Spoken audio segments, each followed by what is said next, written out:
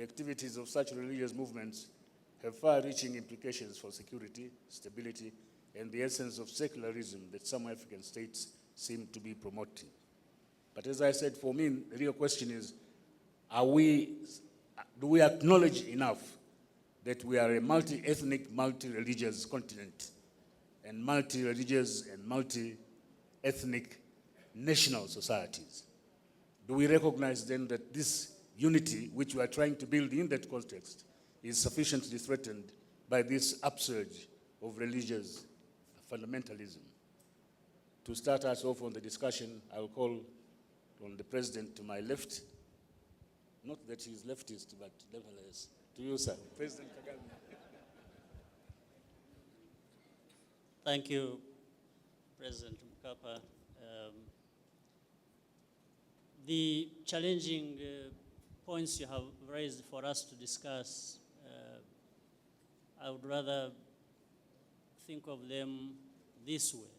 First, Africa, we are many things, ethnic, and so on and so forth. This is a society, or there are many levels and layers and aspects of our society that are different from one another. But so it depends now, how do we benefit? How do we organize? How do we direct the wealth of so many things in this diversity for the benefit of not only individual countries, but more so for the whole continent? So it comes to issues of governance and leadership, and therefore the vision that we have for a better future for everyone. That definitely brings about issues of politics, much as the topic here we are talking about secularism. There is politicized faith. So we are talking about institutions. We are talking about leaders on the side of politics. We're also talking about leaders on the side of faith groups, religious groups. All of these leaders have a responsibility. And they have a responsibility not just to manage and lead and direct properly the distinct groups they are leaders for. It's also cross, because there is no such an environment where you find just politics alone without these other aspects of faith that also exist in our society. But how do they coexist, and how do we direct this for the well-being of our people and society?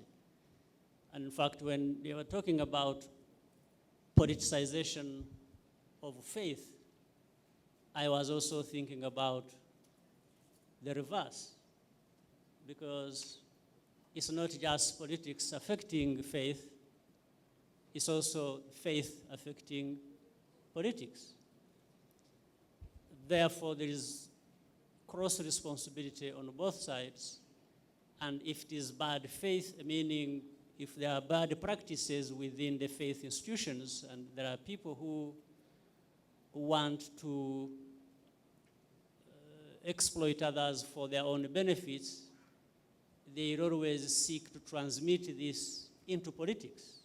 And it will happen with the politics as well, on the side of politics. You will find that leaders on the side of politics, for whatever reason, they look at what they want to achieve, they may use faith as a channel to exploit many grounds to achieve what they want. So here then we have to be thinking about the governance process in its totality, which gives rise to best practices in politics and best practices in the practices of faith, but also how they converge and allow a society to move forward in harmony, given this diversity that there is, that we should be using for the common good rather than for extremism that divide societies. And that maybe I'll come later to given another chance, because we continue to be discussing this. It gives rise to now understanding what the responsibilities of the state or government are and what responsibilities of other leaders in other categories of our society on the side of faith are, and how they come together and therefore be able to move forward. Thank you, President Kagame. President Museveni, do you run a secular state? Your Excellencies and all the other dignitaries, this is, in my view, an ideological issue. Ideology is the diagnosis of society. You are like a social doctor, a socio-economic doctor. What is your society suffering from? What does it need to be more prosperous? This is the question you should answer. Now, on the issue of diversity, first of all, this diversity in Africa is misdefined. People speak as if Africans are so different, and so on and so forth. Yet, if you ask our linguists, they will tell you that there are only 4 groups in Africa. Those groups are there. I don't have time to go into them. But for instance, the way people speak, it is as if I was in China recently, and the president of China told me that some of the dialects in southern China are not understood in the north of China. But they are dialects which are linked. But for the Chinese, they don't emphasize the difference, they emphasize the commonalities. Here in Africa, people emphasize the differences. And yet me, as somebody who knows something about languages, I can see the commonalities among these people. So even that question of identity is mismanaged, in my opinion. But secondly, there are 2 points. There is identity and interests. You, as a social doctor, how are you going to emphasize the 2 points to bring prosperity to your people? Are you going to emphasize identity? I am a Muslim, I am a Christian, I am this tribe, I am that tribe. Okay, with that, do your people have interests? What are the interests of those people you are talking about? The tribesmen, the religious men, the ones you are talking about, what are their interests? Is it only to wear garments of Muslims and Christians and so on? Or do they have a life to lead? If they have a life to lead, if they need to be prosperous, how are they going to relate with other people so that they become prosperous? So, as you speak about identity, you must also speak about the interests of those groups you claim to be talking about. What are their interests? When I was here last time, I told you that I was a cattle keeper myself. So my identity is that I'm a cattle keeper. But unfortunately, my cattle keepers don't help me to be prosperous. Why? They produce milk, I produce milk. They produce beef, I produce beef. They can't buy my beef, I can't buy their beef. They can't buy my milk, I can't buy their milk. The people who help me to be prosperous are actually the non-cattle people. But they are the ones who buy my milk, they are the ones who buy my beef. So when you come to preach to me, we as cattle keepers, I will tell you to go to hell because you are an enemy of my interests. My interest is to sell my milk and my beef to those other people who don't produce beef. So when we spend so much time about identity, whose interests are we serving? Are we serving the interests of those very people, or are just parasites taking advantage of identity just for selfish interests? Now, the other point is there is a process in biology called metamorphosis. This is a process where an insect is first an egg, then it becomes a larva, it becomes a pupa, it becomes a mature insect. Society also metamorphoses. African societies have been stagnant for the last 500 years. European societies have metamorphosed to middle-class societies, skilled working-class societies. When we talk, are we saying that African societies should remain stagnant? Because if the middle class evolves, the middle class will have different interests from the tribal societies we are having now. So what are we talking about? Are we saying that we should maintain underdevelopment so that we have these tribes, they stay there, and we keep talking about them? The middle class, the German professor who was here, he told you about the conflicts in Germany, the 30 years war over religion. But the middle class in Europe has taken over. And now the middle class values are more predominant than those pre-capitalist modes of life. There are so many things we can talk about, but we don't have time. Let's look at this problem which was in Garissa recently, in Kenya, where those children were killed. Here, the Kenya government had built a university in that remote area. A university is a magnet. Once there is a university campus like that, the businessmen get where to sell their products.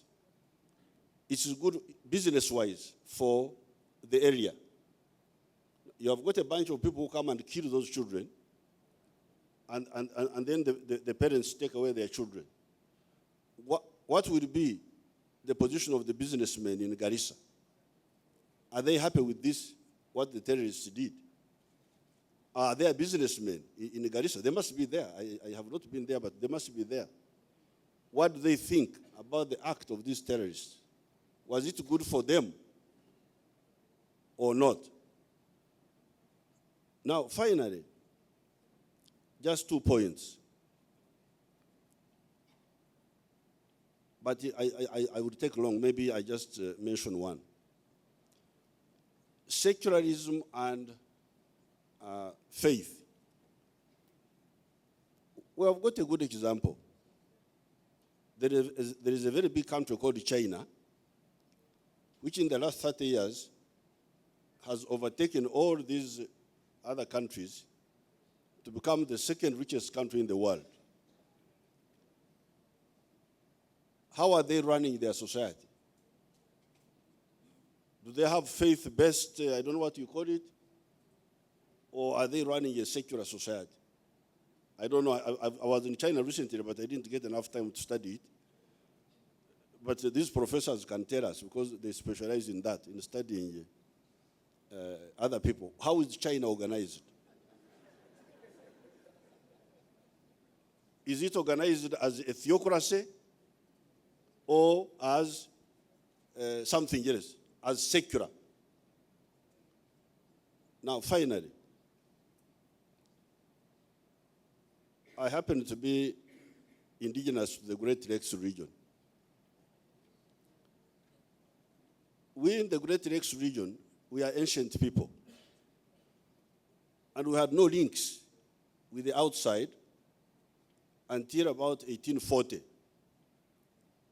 In 1840, that was the first time to see somebody called an Arab.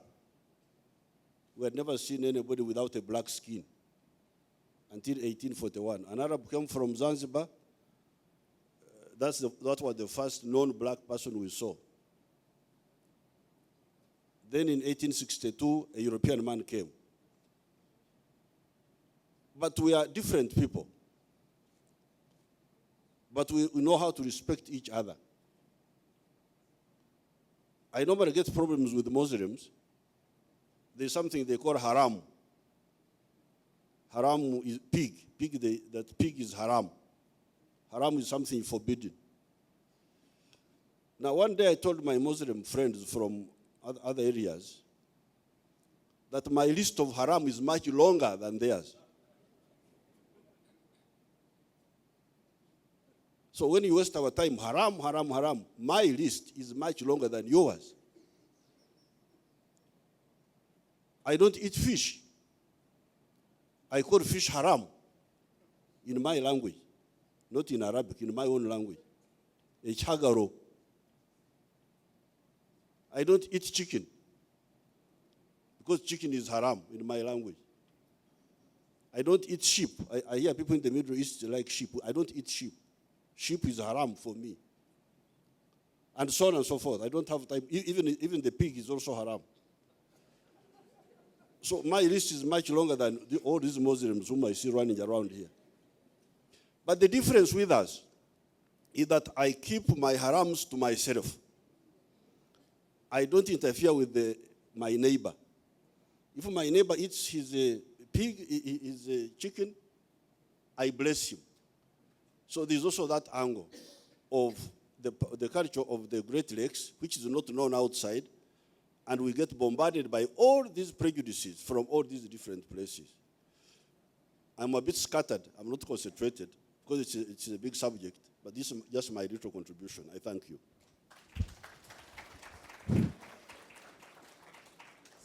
Thank you, President Museveni. I think it is fair to identify a couple of groups that either threaten the secularism of our states or nourish the secularism of our states. Youth are identified as a major group. They are the target of the extremists and the radicalizers.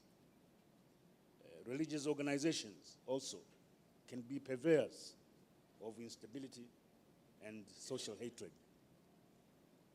There is also the phenomenon of ethnic groups within the country. Sometimes they can be vehicles for education, but sometimes they can be vehicles to build hatred against other ethnic groups within society. Are these facts? Are these realities? How do we tackle them? May I now call on President of Mali to put a word in.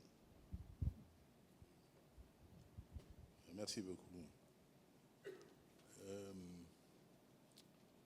Bismillahirrahmanirrahim. Chers collègues, chefs d'État, Altesse royale, chers participants, nous sommes à Tana,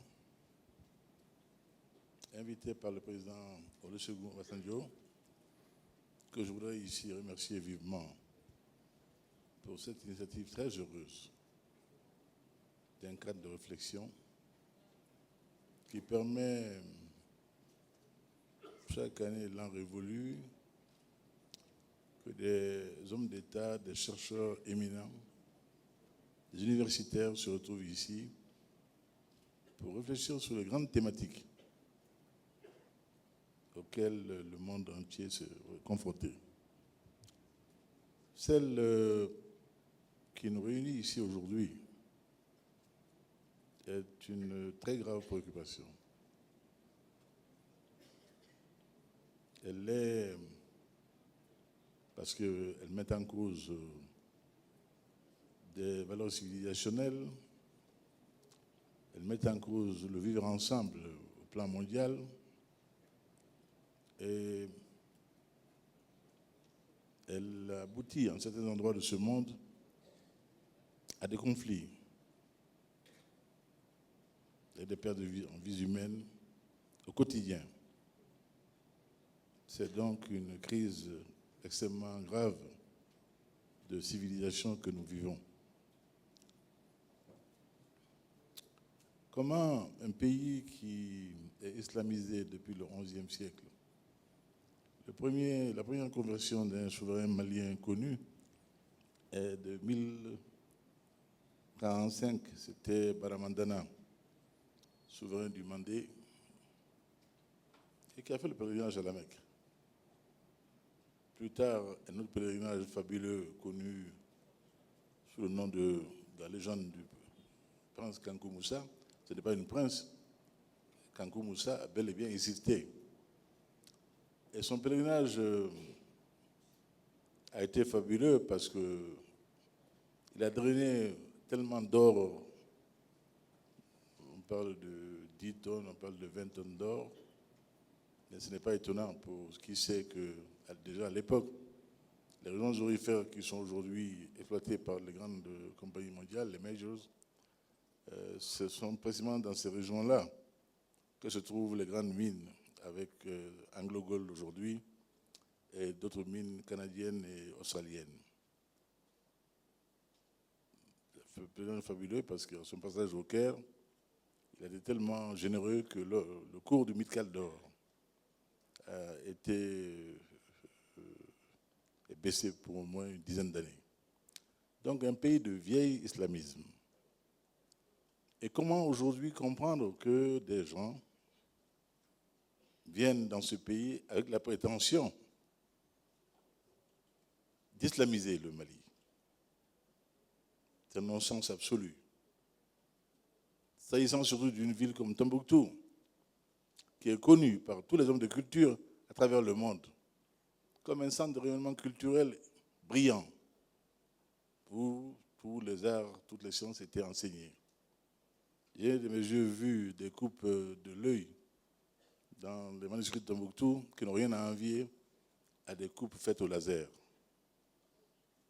Comment peut-on venir avec prétention, arrogance, insolence et cruauté vouloir imposer à ce peuple de Tombouctou l'islam? Quel islam dans ce cas-là? Juste un exemple. On a intimé à l'imam de Tombouctou, le El Sarouti, de dorénavant interdire l'appel des muezzins, enfin des fidèles à la prière par haut-parleur. Il a un sens de l'humour très british, très calme, très froid, très serein. Il a dit, moi je veux bien, vous êtes sûrement plus docte que moi. J'aimerais seulement voir dans les Écritures la partie qui concerne cela. Et je l'appliquerai tout de suite. Ils n'ont pas pu le faire. Et ils ont été ridicules. Je pense que la violence aujourd'hui avec laquelle il y a des confrontations au plan mondial, que l'on voudrait interreligieuses, alors que ces religions-là ont vécu au long des siècles de manière conviviale, voire communielle, il y a à s'interroger. Dans le monde entier aujourd'hui, qu'on le reconnaisse ou qu'on ne le reconnaisse pas, il y a une résurgence du phénomène du racisme. Cela est clair. Dans beaucoup de pays, cela se sent, cela se voit. Qu'un musulman, soit noir ou arabe, qui n'est pas un homme parfait, commette un forfait, tout de suite, ce n'est pas lui, c'est sa communauté. Et par-delà sa communauté, sa religion. D'où un anti-islamisme de rampant qui est devenu presque un phénomène planétaire, avec une confusion totale. Totale. Et qui fait que, sans le vouloir, nous créons quelquefois des alliés aux extrémistes islamistes. Quand nous parlons de djihadisme, la djihad est un concept de l'islam, mais qui n'est pas ce qui est mis en pratique par les coupeurs de main d'aujourd'hui, par les violeurs d'aujourd'hui, par les décapiteurs d'aujourd'hui. Non, ce n'est pas ça le djihad, pas du tout. Ce n'est pas ça non plus, c'est ce qu'on appelle le droit musulman. Non. Il y a une déviation, il y a une déformation. Et je crois que le temps d'un dialogue apaisé, le temps de la sérénité, d'un effort intelligent de compréhension plus profonde des phénomènes ambiants aidera beaucoup à faire avancer le monde. Il y a trop d'amalgame, il y a trop de confusion, il y a trop d'intérêts également qui s'entremêlent aux questions objectives qui sont posées. Toutes les religions révélées ont, à un moment donné, ont été également des religions de gestion d'État quelque part. En tout cas, qui n'ont pas été indifférentes aux grandes questions de la société. C'est tout ce qui interpelle l'homme dans la cité, interpelle aussi le religieux. C'est l'intelligence du dosage entre ces deux phénomènes-là qui fait la différence. Et si,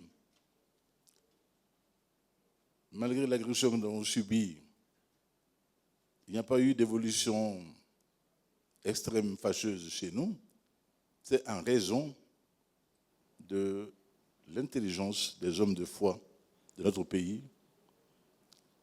qui, de tout temps, ont été des pratiquants la tendance malékite, qui est une tendance de paix, de sérénité, de fraternité et de convivialité communielle entre les citoyens. Cela nous a mis à l'abri. Dès lors, ça n'a pas pris. Et ça s'est transformé dans ce cas-là, donc, en agression criminelle, trafic de drogue, trafic de cigarettes, trafic d'armes. Mais au plan religieux, ils n'ont pas pu atteindre ce qu'ils avaient en projet en agressant le Mali. C'est le fonds culturel était structurellement préparé à barrer la route à de tels nouveaux exégètes de l'islam. Il y a donc nécessité que dans chaque cas précis,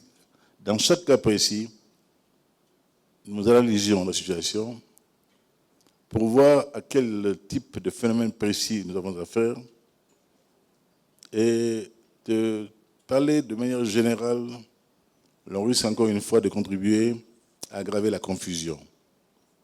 Et elle n'est pas propice à l'éclaircissement, à une solution qui va ramener la paix au sein des peuples et la paix entre les peuples. Pour ce début de contribution, c'est ce que je voulais dire. Et ce n'est pas par hasard qu'une mission de la société civile au Mali, qui s'est mise en place spontanément sous la houlette des religieux précisément, a été faire le tour de l'Europe pour expliquer que le conflit actuel au Mali n'est pas non plus un conflit interethnique, interracial. Les peuples ont vécu ensemble tout le long des siècles. Tout le monde a entendu parler de l'Empire du Mali, tous les hommes de culture. Cet Empire du Mali avait toujours eu en son sein des communautés différentes qui ont toujours fraternisé, se sont brassés. Nous sommes un peuple de métissage, de noirs et de blancs, pas un peuple d'exclusion. Ils sont allés le dire de la plus belle des manières, en France, en Suisse, en Allemagne, en Belgique, aux autorités de ces pays, pour qu'il y ait une lecture un peu plus saine de la crise malienne. Qu'on y enlève en tout cas l'élément que d'aucuns ont cru et croient toujours devoir mettre en avant de rupture interne d'impact national, quelque part. Ce n'est pas le cas. Donc, je crois que tous ces aspects-là devront être revus plus calmement. Et puis aussi, je dis encore une fois, la question de la charia. La question de la charia, dans tous nos pays musulmans, la charia existe déjà quelque part, quand on est musulman. Elle existe notamment dans les questions de succession. Même en droit romain pur, en droit positif, la question des successions est l'une des plus délicates en droit civil, en droit privé. Et dans cette question-là interviennent des éléments religieux. Donc cela existe déjà. Mais il n'est pas question que nous tombions dans les excès d'illuminés qui croient avoir inventé un nouvel islam et qui voudraient nous y soumettre. C'est cela aujourd'hui qui doit être le combat des hommes de bonne volonté, faire en sorte que le vivre ensemble entre les hommes demeure avec la qualité humaine que l'on souhaite. Et que l'on ne rende pas trop confus le débat, en sorte qu'on ne s'y retrouve même plus. Chers amis, ce que je voulais dire en introduction de ce débat-là, comme contribution sur l'expérience malienne. Merci.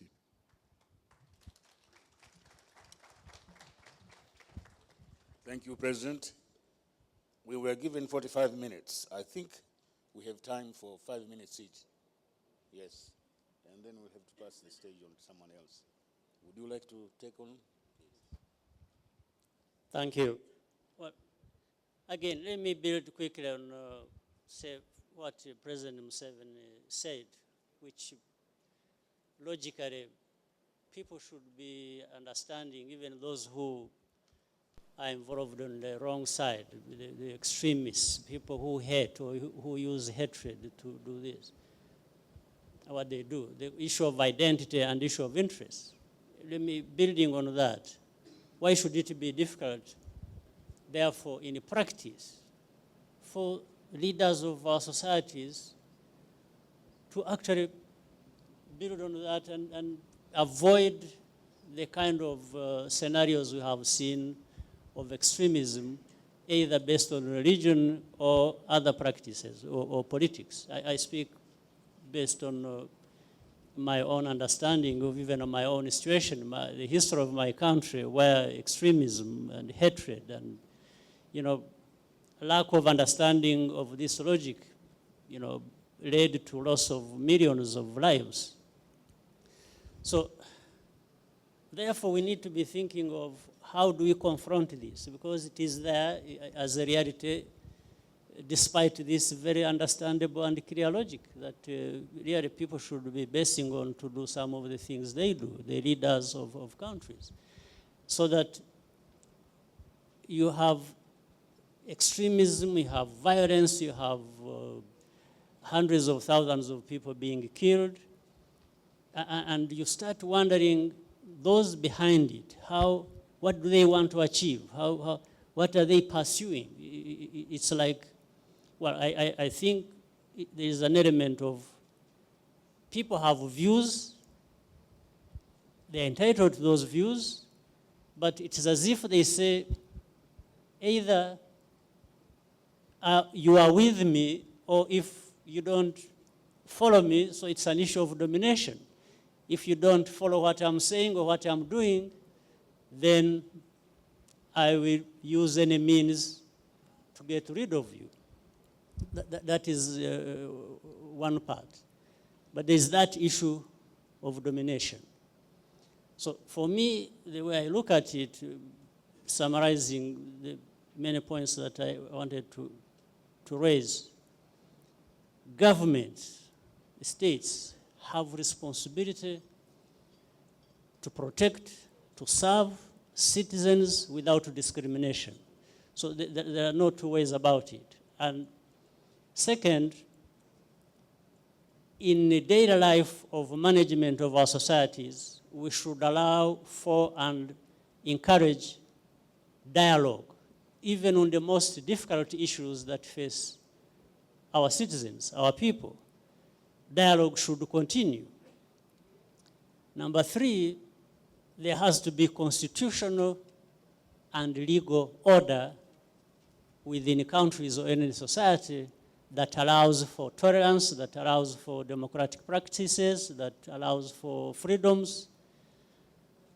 Because this constitutional order or the legal order identifies, if that is achieved through proper means, identifies what is acceptable to society or what is not acceptable to society. And therefore, backed by these three elements, then the state has to take its responsibility and make sure that harmony in society following this path prevails. Thank you, President Kagame. Very well summarized indeed. President Museveni? Well, I just want to leave the forum with 4 words: opportunism, parasitism, and commonalities. These diverse societies, do they have commonalities among them? If they are there, why don't you emphasize the commonalities and you ignore the divergences? And are you an opportunist by exploiting an identity? Or are you a parasite because you are pushing an interest which only serves you, does not serve the other people? Those are just my 3 words I would like to leave with the forum.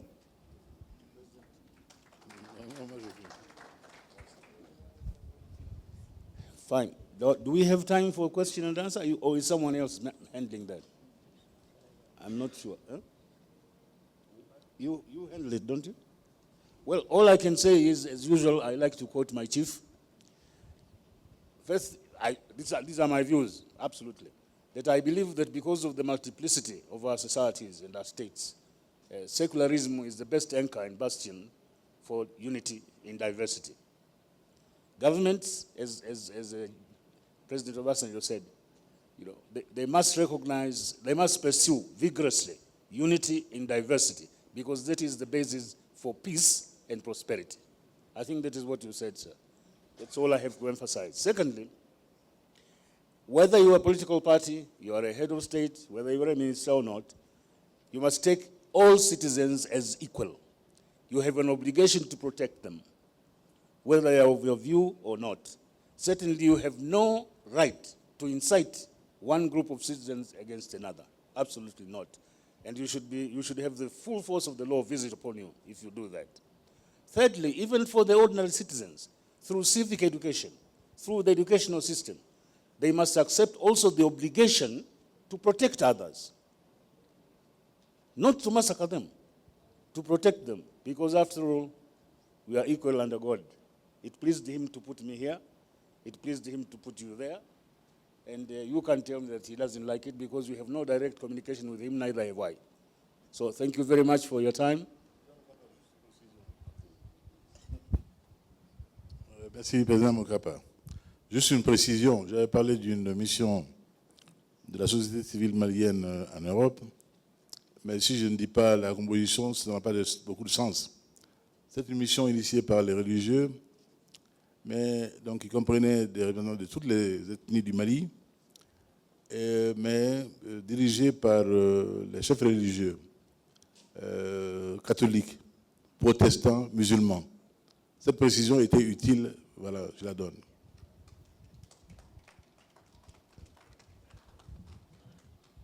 I have been advised that you have 15 minutes in which to state your views or raise questions to the presidents or to yourselves.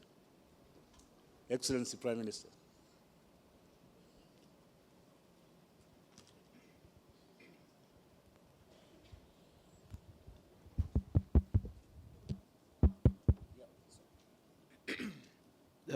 First of all, I'd like to thank the moderator and also distinguished presidents who presented very important issues for the discussion. I think I believe that we cannot categorize Africa as one block and a package. We have to see the historic and socio-cultural issues in specific countries when we talk about this issue, secularism vis-a-vis politicized faith. I want to cite a good example of my country, Ethiopia, where we have tolerance of religions for centuries in this country without even knowing the colonial definition of secularism and the modern state. So I think these values of the society are very important that has to be nurtured in order to bring a tolerance society as far as religion is concerned. I have two concerns. Number one, when we talk about secularism, sometimes some groups of the elite in a society may think that secularism is a religion-free society, bringing it to the extent, some extreme definition that, when I was listening to what has happened in Europe, people think that, churches will be empty after sometimes. So secularism means a religion-free society. But I don't think this is going to happen as far as humans. We are spiritual, animals. So I think that those extremes in the defining secularism also has to be taken care. On the other hand, politicized faith shouldn't be detached from a rent-seeking behavior of, the elite groups, as President Museveni says. It's an ideological issue. So, why do people politicize religion? The root cause, I believe, is because they have, an ideological ambition to come to power for, getting rent. And so this cannot be detached. And when we see what's happening currently in Ethiopia, the state has to be very cautious. When we mean secularism, it doesn't mean that the state has to go or intervene to the extent that this kind of sector, religion, or in one religion, this or the other sector is moderate. Therefore, we have to bring that moderate religion to the society. So I think these kind of issues also should be cautiously treated, and it's very important in Africa that the socio-cultural issue of the society be nurtured. So we cannot copy the values of modern state in the so-called secular societies, because some extremes in this also has to be taken care. On the other hand, those rent seekers bringing some kind of religion that goes to the extreme and becoming violent and also leading to terrorism has to be checked. Where is the point where the state has to intervene? Is an important issue that has to be debated within the society and get consensus within the society of a specific situation. So I believe that I think the state has a responsibility, but that responsibility has to be cautiously exercised. So I thank you.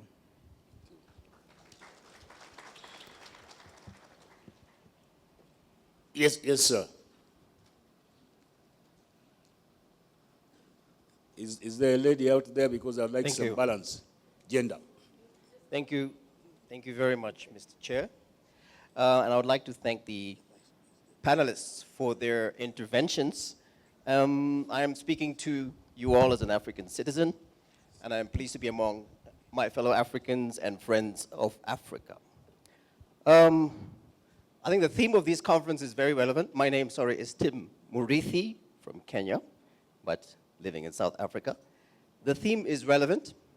I think the instrumentalization of religion to achieve political goals has placed our states under immense pressure. In addition to internal vigilance, I would like us to also try and focus on one other dimension. President Obasanjo stated in his speech that African countries will need to work together to address this issue of politicized faith, fundamental religion. I'll be very grateful if the panelists could comment on whether, in fact, religious extremism does not, in fact, require us to work across borders more effectively. So the intensification of state cooperation, the sharing of intelligence, and I would like perhaps specifically President Kagame and President Museveni to address how they are working on the issues in the Eastern DRC. And Kenya working with Somalia on the Al-Shabaab threat, and it's good to see the Foreign Minister of Kenya is back here as well. So I think this speaks to the issue of regional integration, and in fact, then Pan-Africanism. We need Pan-Africanism. I was slightly disappointed this morning when there was an attempted assassination of Pan-Africanism, trying to kill it off. Pan-Africanism is an ideal, and you cannot kill an ideal. Even though our countries and governments are not living up to these ideals of Pan-Africanism, this does not mean that we can dispense with it. I can go even further and say that without Pan-Africanism, we as a people will not survive, unfortunately. We can learn from the secularisms of other parts of the world, and it's good to hear the intervention from Germany, but we already have a Pan-African secularism that is embodied in the African Charter on democracy, elections, and governance, and it speaks to the issue of managing religious diversity and so on. So those are my few comments, okay. Chair. Thank you. Thank you. I will ask the President to respond, but first the lady.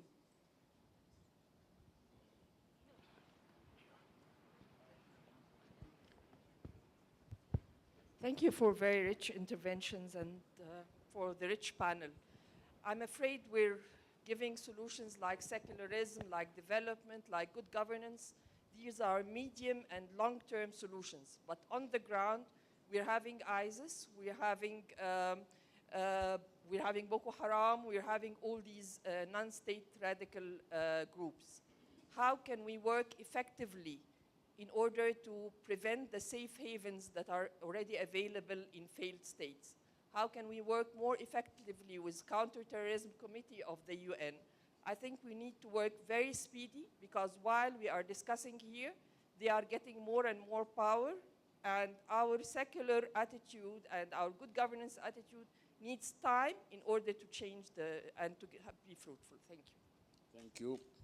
I give the floor to the Vice President of South Sudan. I understand, Vice President of South Sudan, I understand you want to.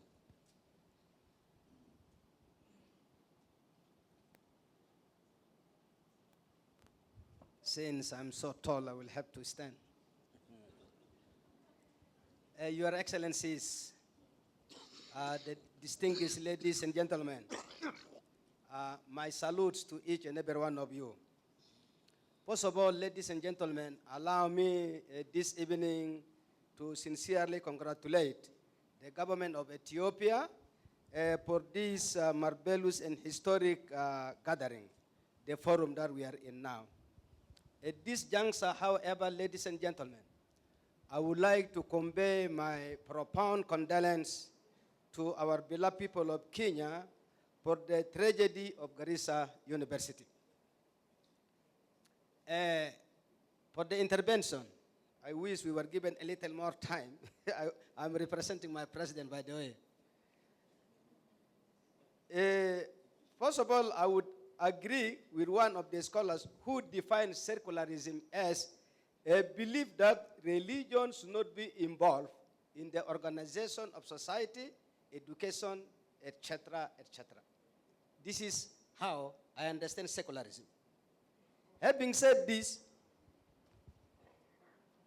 I would like to utilize my few minutes, therefore, to dig out some challenges, what I consider as major causes, really, of extremism and fundamentalism in Africa.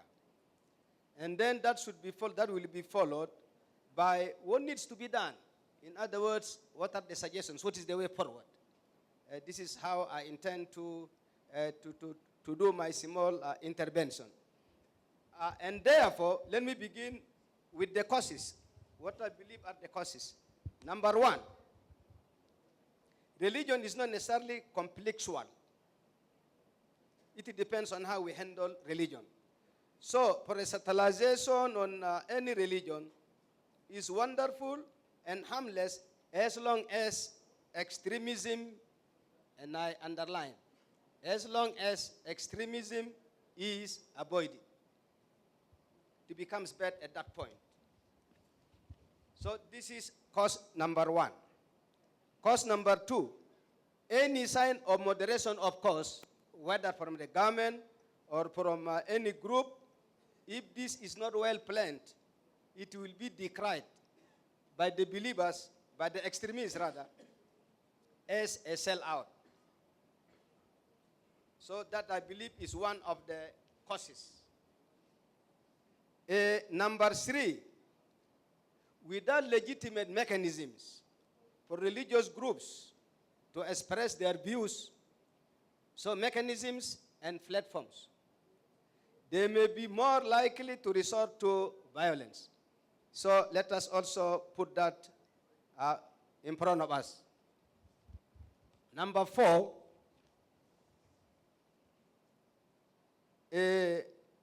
motivated by the marginalization of religion in modern societies, the extremists act to restore faith to a central place.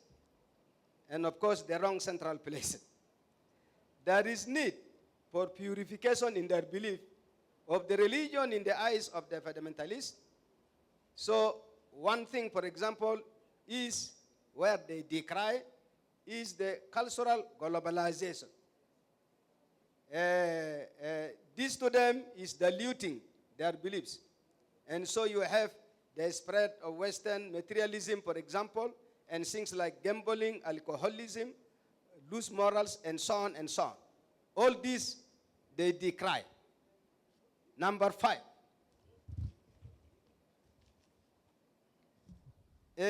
given the Boko Haram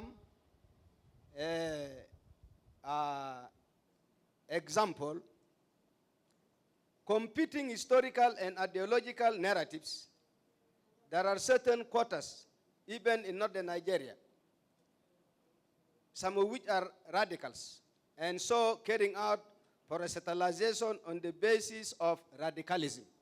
That is, it has been going on for the last 20 years, since 1980. And that is one of the root causes there in northern Nigeria. Number six, the underpinning argument was that Islam was under attack by all sorts of infidels and apostates, which demanded, and this is in the words of others like Osman bin Laden, so this demanded jihadism. And this was, jihad became, unfortunately, their response. And then manipulation in terms of why the terrorists acted this way, whether this is in Africa, of course, or the Middle East, has principally resulted from distorted interpretations of religious jihad by poorly educated and ideologically motivated clerics and recruiters, and which are scattered all over Africa, and teaching, of course, misleading ideology. Now, hence, of course, the call for the infidels, or kafir as they call them in Arabic, the apostates, must be killed. That is the wrong conclusion they have. Number 7. Please try to hurry up. Okay. Then, okay. Can I come right away to what I believe should be the solutions?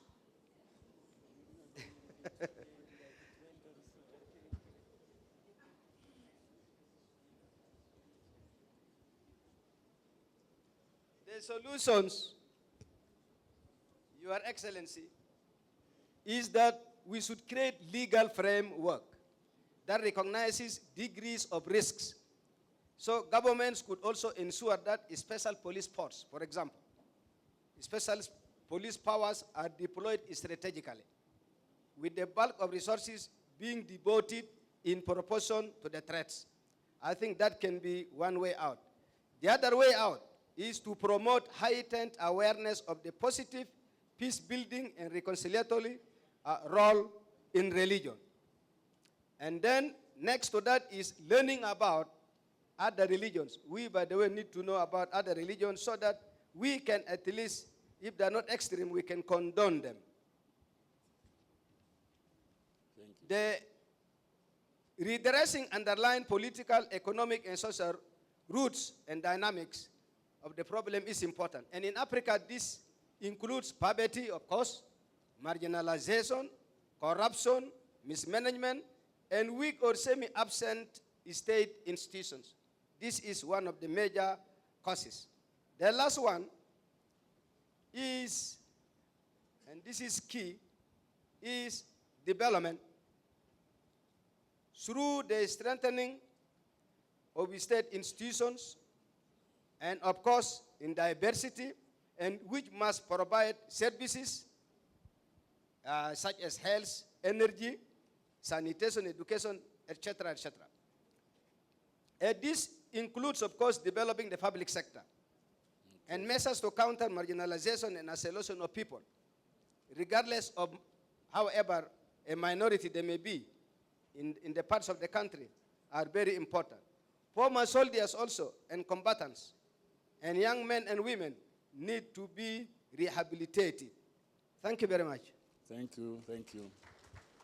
My final speaker is the gentleman here. Yes, sir. He's the final speaker, then I'll have the two presidents, or the three presidents respond to the questions that were posed. Bismillah ar-Rahman ar-Rahim. Merci, Monsieur le Président. Permettez-moi de saluer tous les chefs d'État, chefs de gouvernement ici présents, me joindre aux chefs d'État pour présenter mes condoléances à nos frères du Kenya pour cet assassinat qui n'honore pas ceux qui l'ont commis, parce que ce qui nous choque, c'est qu'on attribue ça à l'islam, alors que l'islam n'a rien à voir avec ce qui s'est passé. Je voulais dire quelques mots après ce que le président de la République a eu à dire pour confirmer au Mali, dont j'ai le privilège d'être le président du Haut Conseil islamique. Nous vivons là-bas en réalité ensemble, en parfaite cordialité entre musulmans, catholiques, protestants. Les chrétiens, catholiques et protestants y compris sont l'ordre de 2%. Mais au Mali, les chrétiens ont les mêmes droits dans tout ce qui se fait, en tout cas par l'État malien, que les musulmans qui sont à 98%. Maintenant, s'agissant du débat qui est la laïcité, et ce problème d'idéologie et d'extrémisme qui existe aujourd'hui, nous pensons en réalité que ce n'est pas un débat idéologique, de mon point de vue. C'est un problème économique, c'est un problème de gouvernance. Nos pays, depuis les années 80, où l'Afrique a subi un choc qui a détérioré la situation économique de nos pays, qui a mis nos gouvernants dans des situations où ils ne peuvent pas parvenir aux besoins de nos communautés qui deviennent de plus en plus consommatrices, et les médias aussi qui nous imposent leur situation. Tout ce qui se fait aujourd'hui dans ce monde-là est médiatisé, n'est pas contrôlé, n'est pas canalisé. Ça fait que les jeunes gens en Afrique aujourd'hui qui subissent cette crise, une crise qui nous a été imposée par des décisions de la Banque mondiale, des FMI et autres, qui ont mis nos États dans une situation où ils n'ont pas la capacité en réalité de subvenir aux besoins essentiels de nos populations. Ça a mis les gens dans une situation où l'école a failli, l'éducation a failli, beaucoup de systèmes qui pouvaient canaliser les jeunes gens ont failli, et les médias aidant, donc les gens ils répondent à tous les appels. Nous pensons aujourd'hui, je salue vraiment cette initiative du forum du Tana, qui pour une fois est en train d'anticiper. Parce qu'en Afrique, nous subissons les événements. Pensons qu'aujourd'hui, la situation en Afrique, la situation de conflits religieux extrémistes qui existent, nous impose en réalité de chercher notre propre solution. Et voir la démocratie, c'est vrai, elle est universelle, elle est standard, mais nous avons des valeurs sociétales, religieuses, réelles, qui nous permettent certainement d'absorber ces phénomènes sans ingérence de beaucoup d'acteurs. Je crois aussi que le fait qu'il y a beaucoup d'acteurs extérieurs qui s'ingèrent, qui ne connaissent pas souvent nos réalités, qui aussi enflamment certaines choses, comme l'a souligné M. le Président de la République, ils font beaucoup d'amalgames, ils font beaucoup de confusion, ils qualifient des choses qui ne sont pas souvent la réalité. C'est pour cela, je pense que des initiatives comme ces forums, et pour que les gens en discutent et qu'on sorte des idées qui sont des idées qui peuvent vraiment traiter la réalité africaine, et quelque chose d'original que nous saluons beaucoup. Assalamu alaikum. Thank you, Minister. Absolutely final, the Foreign Minister of Chad, please. This is absolutely the last speaker. Merci, Excellence. Je voudrais d'abord excuser le président Idriss Déby qui devrait être parmi les panélistes. D'ailleurs, sa sécurité est même déjà arrivée ici, mais pour des empêchements de dernière minute, il n'a pas pu faire le déplacement. Il s'excuse notamment auprès du président Obasanjo. Ceci étant, nous sommes face à une réalité. Et en tant que responsable politique, en charge des destins de nos peuples, on doit agir. En principe, la foi ne peut pas être instrumentalisée politiquement. Mais la réalité aujourd'hui, il y a une internationale terroriste qui utilise la religion, qui instrumentalise la religion. Que ce soit AQMI, que ce soit Moujao, Shabab, Boko Haram, Daesh, c'est le même message. Que faut-il faire? À notre avis, dans un premier temps, puisque ce sont des organisations militaires, aujourd'hui, elles attaquent des États. Le Mali était attaqué, son intégrité, son indépendance, sa laïcité étaient remises en cause. Il faut intervenir. En tout cas, c'est tout le sens que nous donnons, nous, à notre intervention au Mali, où on a perdu 45 soldats. Au Nigeria, à côté Boko Haram, c'est un groupe particulièrement violent. Le Nigeria est une référence religieuse. Je parle sous le contrôle de l'émir de Kano qui est ici présent. Kano, Sakoto, Maïdougouri sont des références islamiques en Afrique qui sont particulièrement connues. Comment des illuminés comme Shekaou disent que les Tidjaniya ne sont pas des musulmans? On tue les femmes, on viole les filles, mais c'est quelque chose d'inadmissible. C'est tout le sens que nous donnons à notre intervention aujourd'hui au Nigeria, où on a perdu 70 soldats.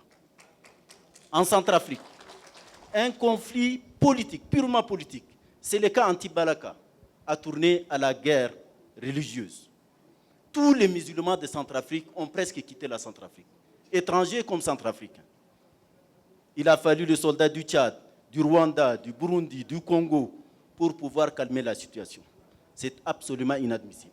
Dans un premier temps, il faut apporter une réponse militaire pour casser cette force militaire dans un premier temps. Il est vrai que les origines sont diverses.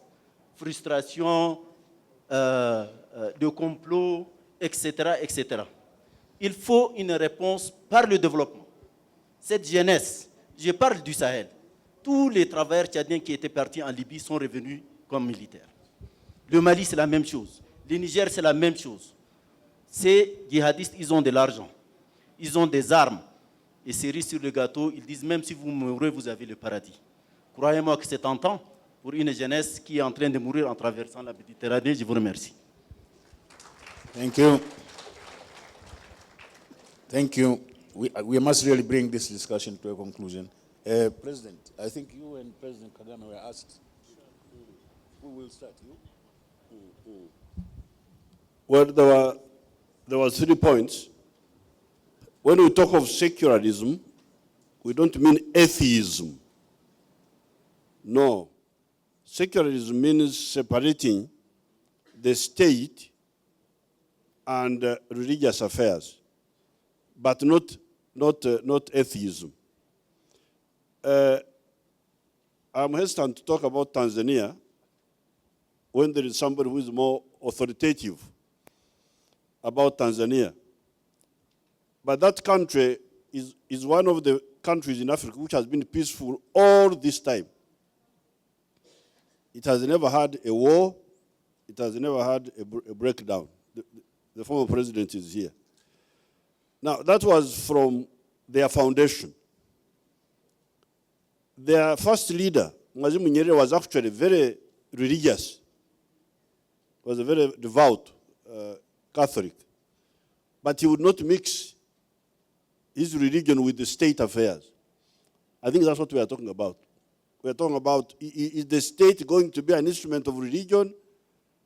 And if it is going to be, which religion now? Because there are many. So that's point number 1. Number 2, can we work across borders to fight terrorism? Yes, we are doing it. That's how we went to Somalia. And we are doing it. And the Minister of Chad told you we are doing it. Can we defeat, there was a lady behind there.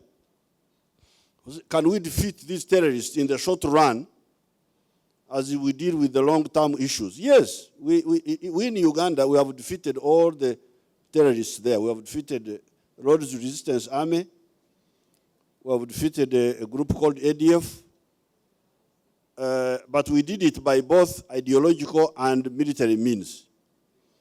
It's really, I know the minister from, the head of the Muslims from Mali, he's saying that these are economic problems, that they are not ideological. I don't agree with that. Why? He says our economies in the 60s, in the 80s collapsed. Why did they collapse? Because we did not follow a correct ideological position. We, all of us. We did not understand, for instance, the issue of integration. How can you have a modern economy without working on integration seriously? If you don't have economic integration, how will the economy grow? Because the economy to grow needs a market. Yes, we have got ECOWAS, we have got East African Community, but we need to work more on them, to work on infrastructure, to work on the private sector, to the rate of investment is very low. That's why those youth are frustrated. So all those are linked. They are all really ideological. I don't think you can separate their, even the failures, our failures, economic failures, are ideological. Why are we still exporting raw materials? In French, you call them matériel primaire.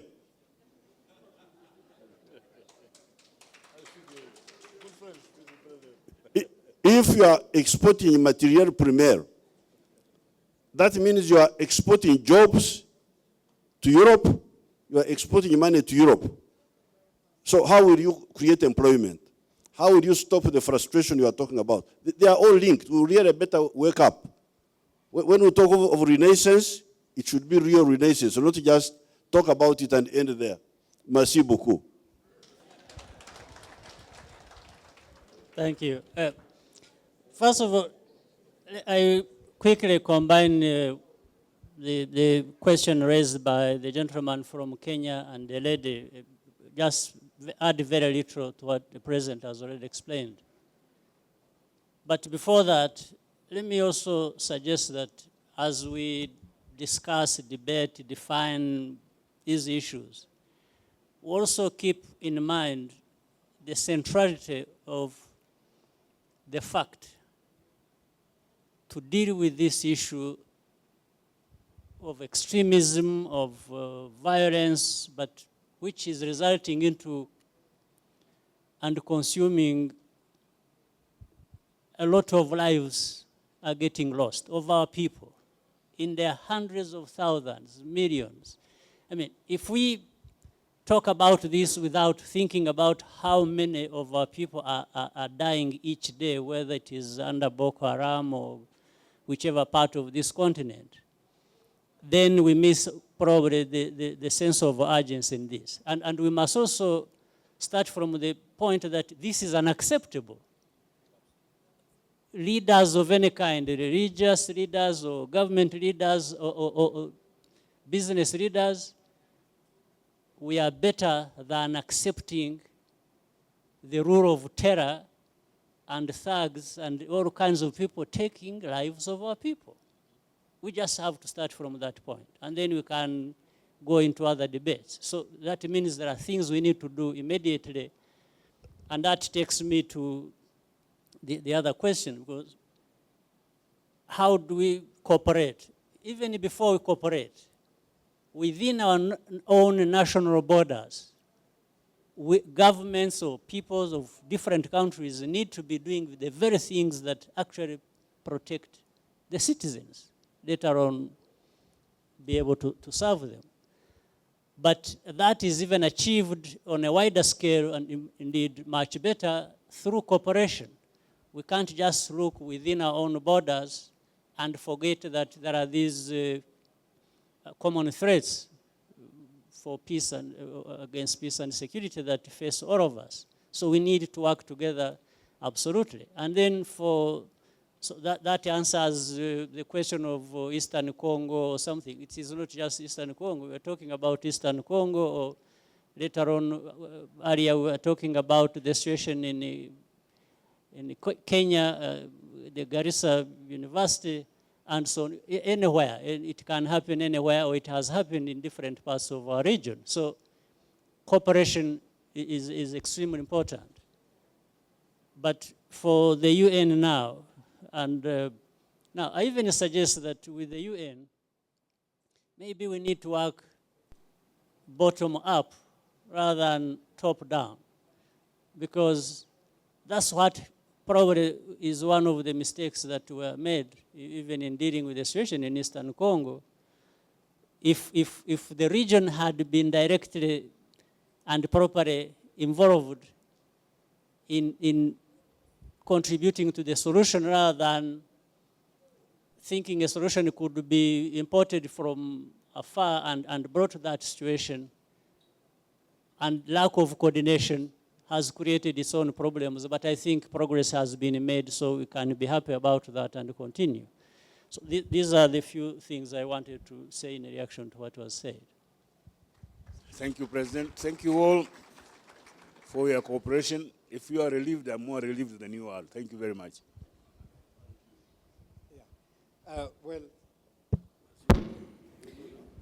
No, just 1 second. I have a permission from President Kagame to ask him one question, because I have been dying to ask him this question for a long, long time. 1994, during the genocide of Rwanda, I arrived in Rwanda 2 days after the genociders were defeated. And what shocked me, and it stayed with me until this day, is the number of people that were slaughtered inside churches. And the thing is, it violated our common sense, because churches, religious institutions like mosques, are supposed to be sanctuaries. They're supposed to be sanctuaries of civil society and sacred institutions.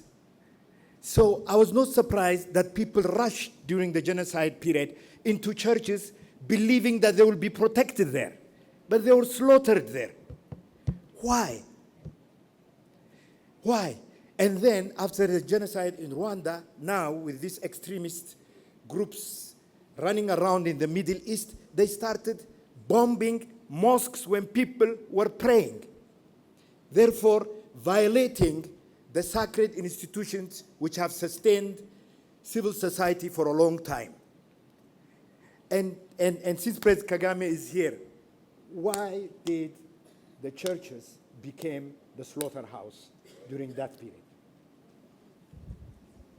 Well, I don't know. I'm very sure, or I will give you a complete answer, but I try to give you from my own understanding. Well, first of all, you've said one thing. They all ran to the churches thinking they would be protected there. That did not happen. But there are many failures, but let me point out to just one of them. The ideology behind the genocide originated during the time of colonialism. And during colonialism, you could not actually separate colonialism from the church. The church leaders participated to perpetuate colonialism at the time, and particularly in Rwanda. Maybe it happened elsewhere, but with Rwanda it was that. So again, comes to the point earlier on made probably that when leaders or politics or faith practitioners are bad or get things wrong, then there is no dividing line. You find they are intertwined. So really the fact was that the church, I shouldn't say everybody, but because of the level of responsibility, I can say the church got involved in genocide as far as, or in as much as colonialists were involved in what engendered or the ideology they were responsible for the genocide to have happened. So it's as simple as that. Yeah. Thank you very much. It's one of those sessions you want to go on and on, but time is a factor. Please join me in thanking our distinguished leaders for this session.